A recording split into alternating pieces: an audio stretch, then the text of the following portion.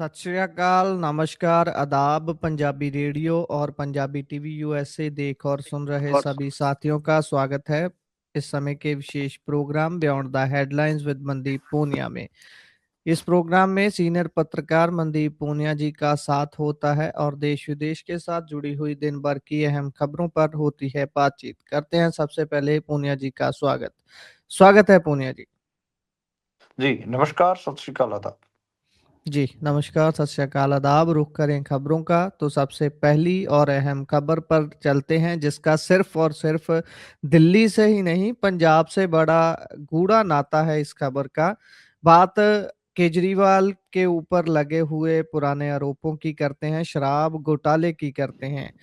क्या शराब घोटाला हुआ ही नहीं था, जिस कदर आज केजरीवाल उन सारे आरोपों से बरी हो गए हैं। बरी तो हुए ही हैं, उसके बाद जैसे इनकी आदत ही है कि कोई भी मूवमेंट हो उसको कैसे पॉलिटिकली यूज करना है, उस पे ज्यादा काम करना शुरू कर देते हैं। बाहर आते ही आंसू निकल गए केजरीवाल के, और क्या क्या कहा है उन्होंने। खास तौर पर केस के बारे में अगर आप बता पाएं तो केस में ऐसा क्या था कि केस बिल्कुल नकारा साबित हो गया। यहाँ तक कि सीबीआई को ये जानकारी आ रही है कि खरी खोटी भी सुननी पड़ी। देखिए, ये मामला आपको ध्यान हो शराब घोटाला केस था और दिल्ली की राउज एवेन्यू कोर्ट में आज इसको लेकर सुनवाई हुई, फैसला हुआ है। और पूर्व मुख्यमंत्री दिल्ली के Arvind Kejriwal, deputy chief minister Manish Sisodia, दोनों को आज सीबीआई केस में बरी कर दिया है। कोर्ट ने कहा है कि दोनों के खिलाफ कोई सबूत नहीं है, आरोप साबित नहीं होता। सीबीआई ने साजिश घड़ने की कोशिश की, लेकिन उनका सिद्धांत ठोस ठोस सबूतों की जगह अनुमान पर था। मतलब जितना भी केस उनके ऊपर दर्ज किया गया, वो अनुमान के तौर पर दर्ज किया। सीबीआई ने इस मामले में कुल 23 लोगों के खिलाफ चार्जशीट दाखिल की थी। स्पेशल जज जितेंद्र सिंह ने सभी के खिलाफ आरोप तय करने से इनकार करते हुए सभी को बरी कर दिया है। जांच एजेंसी ने करीब 6 घंटे बाद दिल्ली हाई कोर्ट का रुख किया है। अब सीबीआई इस मामले को लेकर दिल्ली हाई कोर्ट पहुंची है। इसमें आपको जो हाई प्रोफाइल केस, क्योंकि ज़्यादा नॉर्थ इंडिया आप लोगों के सर पे चढ़ के बोलता है, तो आपको अरविंद केजरीवाल और मनीष सिसोदिया का नाम दिखता है। लेकिन तेलंगाना के उस समय के जो मुख्यमंत्री थे केसीआर, उनकी बेटी के कविता का नाम भी इसमें था, वो भी जेल में गई थी। तो काफ़ी हाई प्रोफाइल केस इसको बनाया गया, गोवा तक इसके तार जुड़े। साउथ इंडिया की जो कुछ बड़े जो उद्योगपति हैं, लिकर लॉबी कह के उनको पुकारा गया, उनके भी नाम जोड़े गए और काफ़ी इस केस में ड्रामा हुआ था। ये सारा मामला आपको ध्यान हो कि लोकसभा चुनाव से पहले ही शुरू हो गया था, उसके बाद दिल्ली के विधानसभा चुनाव हुए। केजरीवाल को ज़मानत मिल गई थी। केजरीवाल ने सीएम की कुर्सी छोड़ी और कहा कि जनता मुझे मानेगी कि मैंने इस किस्म का भ्रष्टाचार नहीं किया, तभी मैं सीएम की कुर्सी पे चढ़ूँगा। लेकिन जो आम आदमी पार्टी, आपको पता है, चुनाव तो हार गई। खैर, मनीष सिसोदिया और अरविंद केजरीवाल ने कहा है कि संविधान की जीत हुई है। संविधान ने सच की फिर से जीत हुई है और उन्होंने बी आर अम्बेडकर का धन्यवाद कहा है। केजरीवाल ने बीजेपी ये कहा कि पिछले कुछ सालों से जिस तरह बीजेपी शराब घोटाला कर रही थी, हमारे ऊपर आरोप लगा रही थी, आज कोर्ट ने सारे आरोप खारिज कर दिए हैं और हम सबको डिस्चार्ज कर दिया।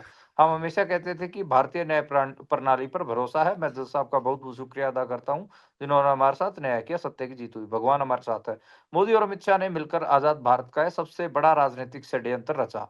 आम आदमी पार्टी को खत्म करने के लिए हमारी पार्टी के सबसे बड़े 5 नेताओं को जेल में डाल दिया गया। आज तक आज़ाद भारत के इतिहास में ऐसा नहीं हुआ। सिटिंग चीफ मिनिस्टर को घर से घसीटकर जेल में डाला गया, 6 महीने तक जेल में रखा गया।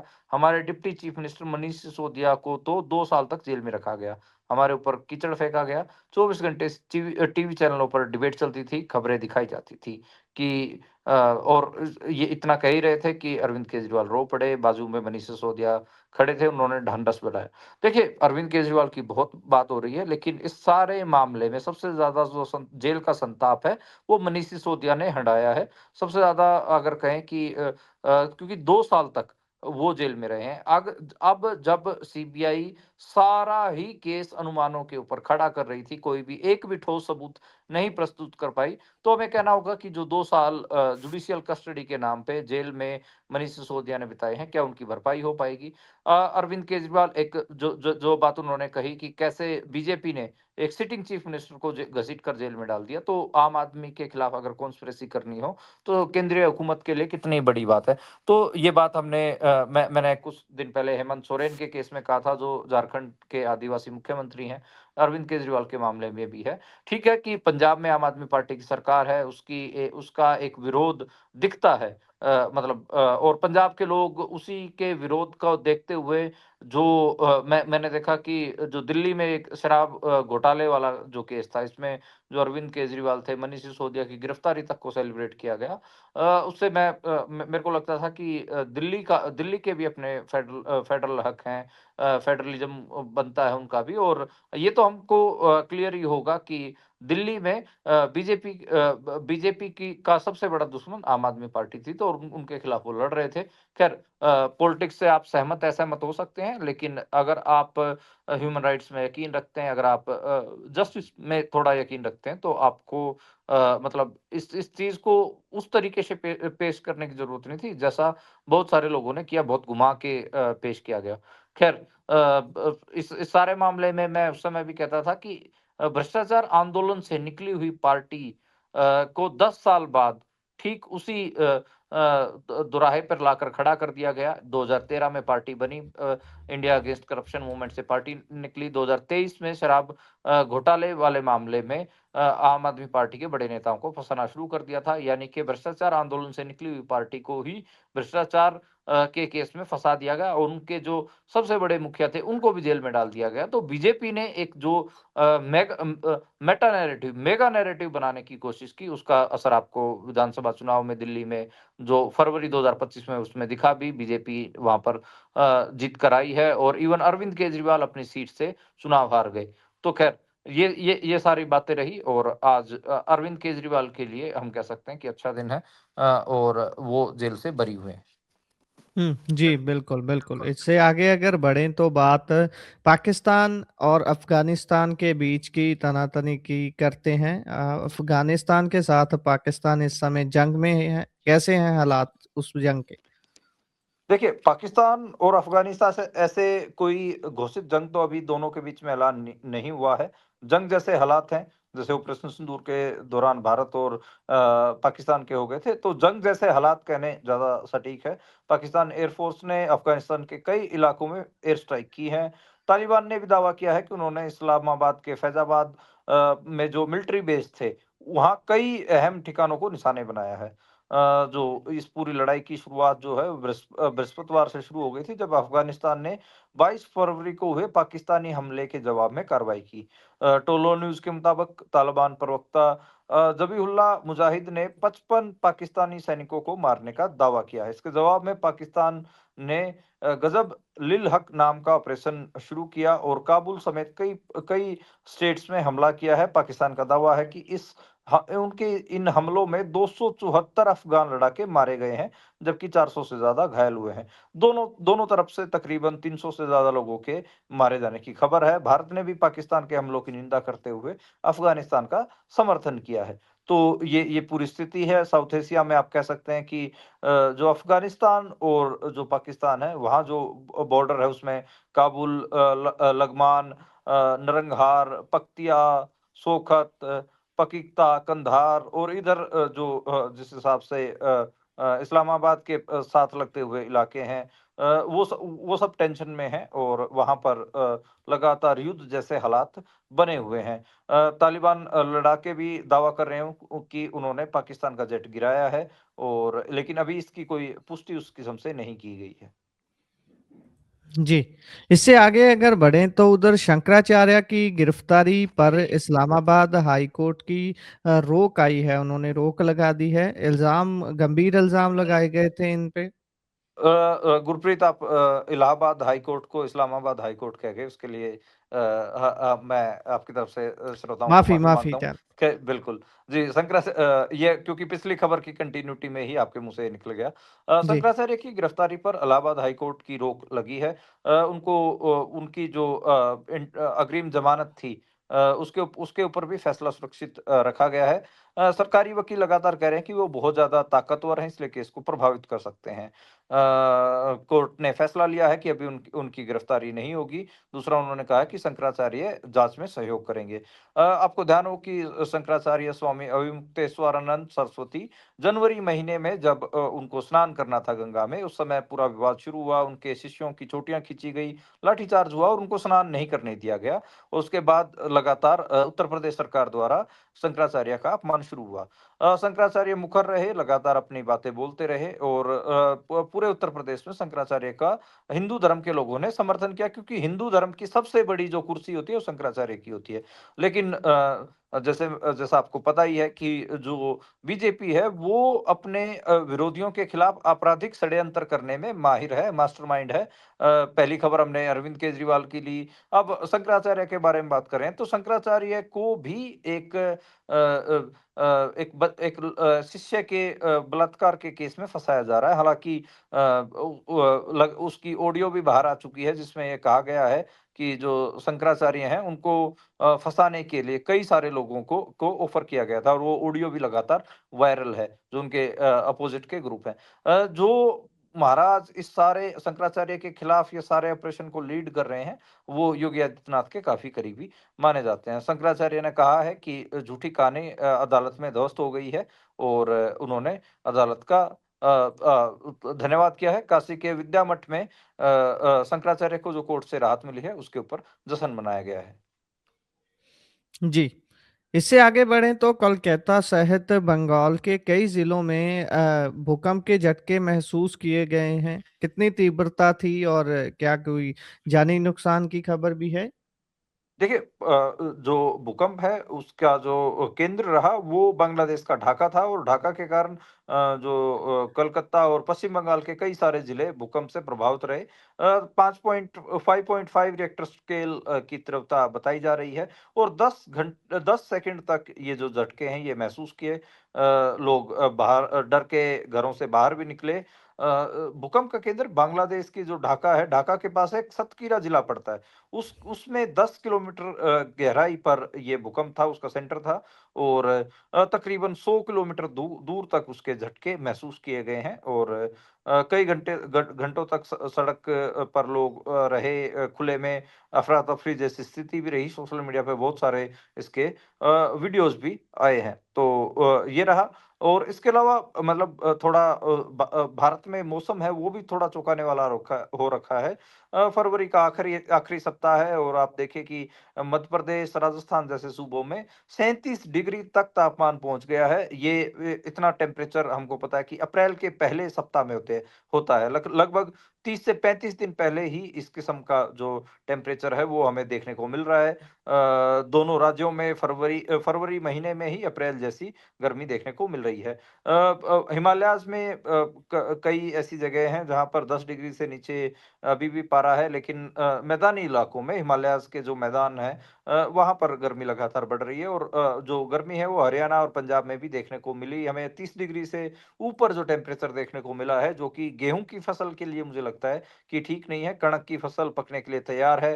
अभी कम से कम मार्च के दूसरे सप्ताह तक टेम्परेचर कम चाहिए था गुरप्रीत, क्योंकि अभी बेसिकली जो गेहूँ होता है, गेहूँ की बाली गेहूँ का जो दाना होता है, कनक का जो दाना होता है, उसमें वज़न बन रहा होता है। अगर अभी गर्मी ज़्यादा पड़ेगी तो उसमें वज़न उतना नहीं बनेगा, जितना एक नॉर्मल स्थिति में बनता है। जी, बिल्कुल, बिल्कुल।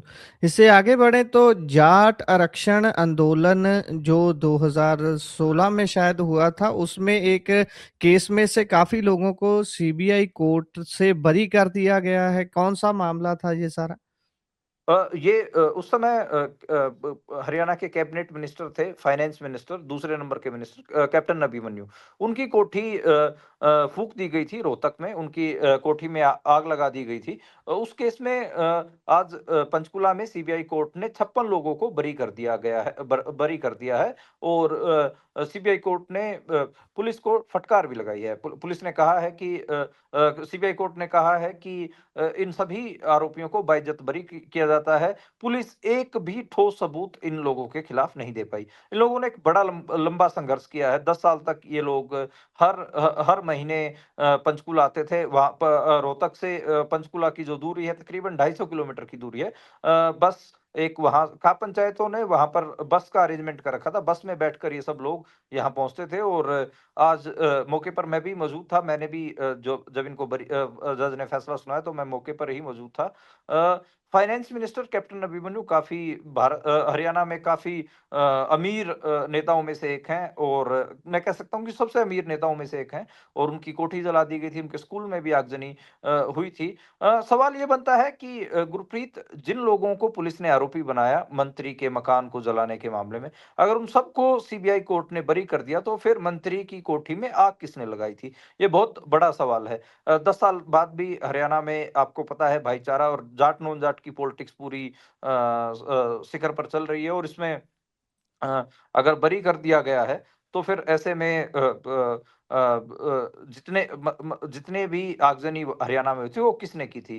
जो इस मामले में आरोपी थे, उन्होंने उसके बाद मैंने उनसे बात की, तो उन्होंने कहा कि देखिए, हम तो बरी हो गए हैं, लेकिन इसमें जो जिन लोगों ने हरियाणा को जलाया था, उनमें से एक भी आरोपी का नाम आगे नहीं आ रहा है। वो सब आरएसएस से जुड़े हुए थे और आरएसएस के इशारे पे उन्होंने आगजनी की। तो ये जो इस मामले में जिन लोगों को आज बाइज्जत बरी किया गया, उनका आरोप था। इनमें से कई लोगों ने 3-3 4-4 साल की जेलें भी काटी हैं, यानी कि जुडिशियल कस्टडी के नाम पर इनिशियली 3 से 4 साल तक की जेलें काटने वाले बहुत सारे लोग हैं। इनमें से कई जो नौजवान हैं, वो सिख भी बन गए हैं, उन्होंने सिख धर्म अपना लिया है और वो इसलिए अपनाया क्योंकि उन नौजवानों को लगा कि हमारे साथ भेदभाव हो रहा है और इसलिए उन्होंने हिंदू धर्म को छोड़कर सिख धर्म भी अपना लिया है।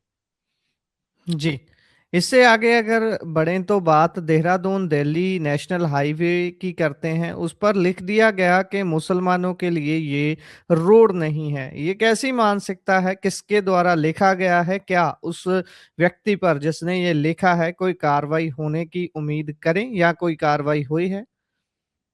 देखिए, ये उत्तर प्रदेश का मामला है और दिल्ली से देहरादून जाने वाला ये हाईवे है और ये उत्तर प्रदेश से होकर गुजरता है। हिंदू रक्षा दल का नाम आ रहा है। गाज़ियाबाद में ये जो हिंदुत्व का ग्रुप है, ये काम करता है। ये इससे पहले भी बहुत सारे अजीबो-गरीब घटनाओं को अंजाम दे चुका है।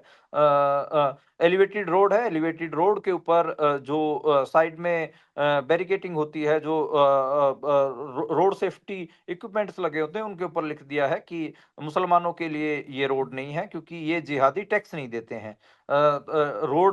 This road is not allowed for Muslim. ये और इसकी 57 सेकंड की वीडियो है और इनमें से बहुत सारे जो हिंदू रक्षा दल से जुड़े हुए लोग हैं, उन्होंने अपने सोशल मीडिया प्रोफाइल्स पे ये वीडियो को डाला है। ये बहुत खराब है और इसमें जो ललित शर्मा का नाम आया है, पिंकी चौधरी का नाम आया है, ऐसे-ऐसे लोगों का नाम आया है जो मुसलमानों को हाईवे के ऊपर चलने के खिलाफ आंदोलन करने की बात कर रहे हैं। उन्होंने कहा है कि ये लोग जिहादी हैं और ये कोई टैक्स नहीं देते हैं, टैक्स सिर्फ हिंदू देते हैं, इसलिए हिंदुओं के पैसे से नेशनल हाईवे बना है, तो मुसलमानों को कैसे चलने दिया जाए?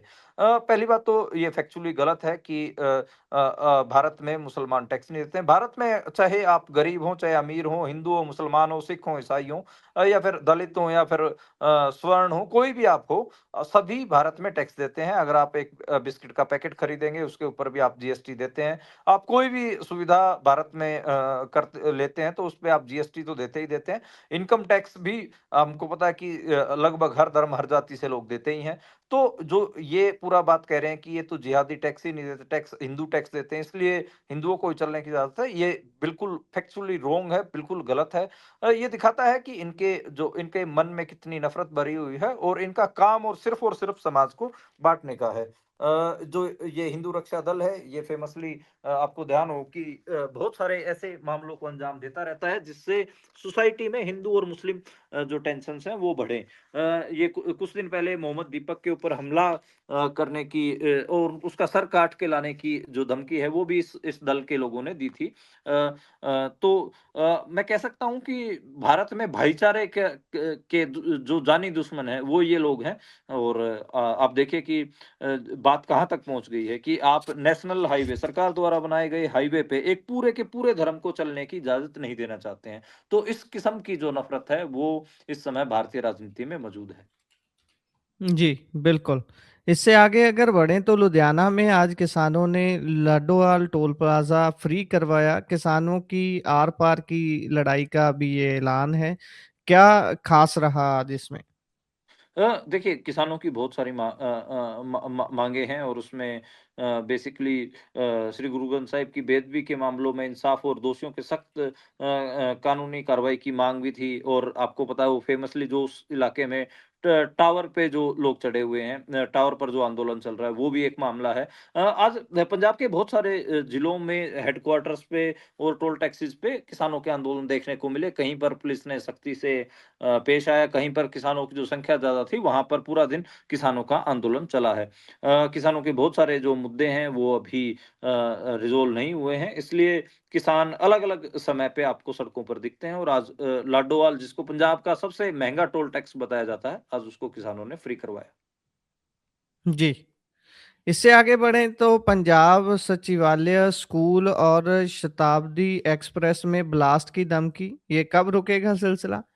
ये बड़ा अजीब है। पिछले 1 साल से हम लगभग कम से कम भी 50 बुलेटिन्स में इस किस्म की खबरों का ज़िक्र कर चुके हैं। आज फिर पंजाब बिल्कुल। सेक्रेटेरिएट स्कूल और शताब्दी एक्सप्रेस जो चंडीगढ़ से दिल्ली के लिए जो ट्रेन जाती है, उसमें ब्लास्ट की धमकियाँ दी गई। थ्रेट मेल में कहा गया था कि 2 दिन में चंडीगढ़ में धमाके होंगे और उसमें और भी बहुत सारी चीज़ें लिखी हुई थी। विवेक हाई स्कूल, मनी माजरा का गुरुकुल भवन विद्यालय और भी कई ऐसे स्कूल जिनको लेकर थ्रेट मेल दी गई थी। थ्रेट मेल के कारण बच्चों की छुट्टी कर दी गई, उनको वापस घर भेज दिया गया और जो बम स्क्वाड थे, वो आज पंजाब के सेक्रेटेरिएट में भी देखने को मिले, सचिवालय में भी देखने को मिले और ये जो इस सारे का जो मामला थ्रेट मेल्स हैं, इनके बारे में पुलिस के पास एक जवाब होता है कि तो डार्क वेब से भेजे जा रहे हैं। ये बड़ा अजीब मामला है और लगातार 28, 29 31, 9 मतलब मैं ये तारीखें कह रहा हूँ 28 जनवरी को थ्रेट मेल, 29 जनवरी को, 31 जनवरी को, 9 फरवरी को, 11-12 फरवरी को, 19-20 फरवरी को, 24-26 फरवरी को, ये इतने थ्रेट मेल्स लगातार मिल रहे हैं लेकिन कोई ठोस कार्रवाई हमें देखने को नहीं मिल रही है। जी, उधर पंजाब में बीजेपी तो पूरे तौर पर उतरने ही जा रही है, उन्होंने रैली का ऐलान किया है, लेकिन संघ के प्रमुख भी पंजाब में थे, वो भी अपना पक्ष रख रहे हैं। क्या वो भी तकरीबन वोटों के सिलसिले में ही पंजाब घूम रहे हैं? देखिए आरएसएस नो डाउट पूर्ण तरीके से पॉलिटिकल है और उनकी जो पॉलिटिकल विंग है बीजेपी वो उन्हीं की ही मदद करता है लेकिन मोहन भागवत ने कहा है कि जब उनसे पूछा भी गया कि 2027 में पंजाब विधानसभा चुनाव होने जा रहे हैं उसमें बीजेपी को लेकर संघ की आरएसएस की क्या भूमिका रहेगी तो मोहन भागवत ने बड़ा घुमाकर जवाब दिया उन्होंने कहा कि चुनाव में किसी भी पार्टी को लेकर आरएसएस की कोई भूमिका नहीं होती। आरएसएस वोट और चुनावी राजनीति नहीं करता, जो इलेक्शन कमीशन कहता है, वो भी संघ ही वो आरएसएस भी कहता है। उन्होंने कहा कि लोगों को देश हित के मुद्दों पर मतदान करने के लिए वो ज़रूर प्रेरित करेंगे। देश हित के मुद्दे आप सोचिए कि जो राष्ट्रवाद है उसको लेकर वो बात कहेंगे। आरएसएस देश हित के मुद्दों को लेकर लोगों को पहले भी मतदान के लिए डंके की चोट पर प्रेरित करता रहा और आगे भी करता रहेगा। उन्होंने कहा कि समाज को प्रबुद्ध बनाना हम सबका कर्तव्य है। इलेक्शन कमीशन भी ऐसे ही करता है और संघ के स्वयंसेवक संघ भी ऐसा सब जगह करते हैं और आगे भी करेंगे। आरएसएस के जो प्रमुख हैं उन्होंने 6 अहम बातें कही हैं। उन्होंने कहा कि ग्रामीण क्षेत्रों में मंदांतरण रोकने का काम कर रहे हैं। उन्होंने कहा कि बड़े पैमाने पर ग्रामीण क्षेत्रों में दलित समुदाय और आर्थिक तौर पर कमजोर लोगों को वोटें बेचने के लिए मजबूर किया जा रहा है। संघ अब उन्हें रोकने के साथ-साथ घर वापसी कराने के कार्यक्रम भी चला रहा है। तो पंजाब में जो आरएसएस है, वो आपको पता ही है कि दलित वोट बैंक को फोकस करेगा। इसके अलावा वो जो कल उन्होंने कहा कि देश हित में 3 बच्चे ज़रूरी हैं, 19 से 25 साल में ही शादी कर लेनी चाहिए, 25 साल के बाद शादी करने का कोई फ़ायदा नहीं है। 1925 में शादी कर लेंगे तो पारिवारिक झगड़े भी कम हो जाएँगे। तो 3 बच्चे वाली और नशे नशे की जो बात उन्होंने अकेलापन उसका वजह बताया, स्टेट के ऊपर कोई हमला नहीं किया और उन्होंने हिंदू धर्म को हिंदू धर्म नहीं बल्कि जीवन पद्धति का और उसकी एक लंबी-चौड़ी व्याख्या की। उसके अंदर अंदर आपको मैंने कल भी बताया था कि कैसे उन्होंने बड़े तरीके से सिख हैं, ईसाई हैं, सिख और जैन और जो दूसरे धर्म हैं, बौद्ध, उनको भी अपने अंदर समाहित करने की कोशिश की। बेसिकली आरएसएस का जो फ़ॉर्मूला है, उसी के अकॉर्डिंग ही पंजाब में बीजेपी काम कर रही है।